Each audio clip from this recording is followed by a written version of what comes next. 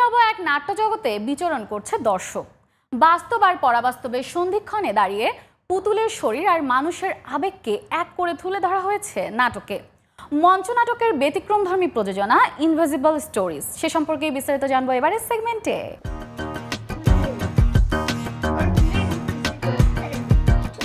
ফরাসি ও বাঙালি শিল্পীর সম্মিলিত উদ্যোগে নির্মিত এই পাপেট থিয়েটার শো দর্শককে নিয়ে গেছে এক অভিযাত্রায়। খুব অসাধারণ একটি প্রোডাকশন। যদিও শুরুটা হয়েছে ঢাকা শহরের যানজট, কিছু অসঙ্গতি নিয়ে, কিন্তু শেষটা সুন্দরবনের প্রকৃতি, পরিবেশ, এই যে একটা মিলন মেলা, একটা বন্ধন, খুব অসাধারণ একটা প্রোডাকশন। খুব সুন্দর করেছে, আমার কাছে অসাধারণ লেগেছে। যেখানে ঢাকার বিজ্ঞানীরা ভূতের অস্তিত্ব নিয়ে গবেষণারত। তাদের অনুসন্ধান ঢাকার গলি পেরিয়ে একসময় সুন্দরবনের রহস্যময় গহীনে চলেছে, যেখানে শুরু হয় অতি প্রাকৃত, অলীক কিন্তু নিকটবর্তী এক অভিজ্ঞতার দ্বার উদ্ঘাটন।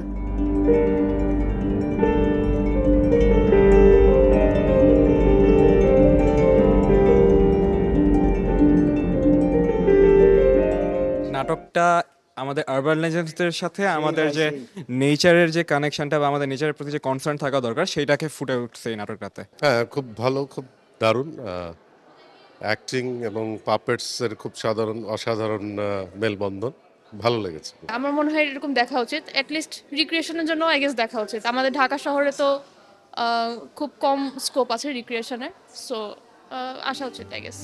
এমন গল্পে নির্মিত হয়েছে বডি পাপেট ইনভিজিবল স্টোরিজ।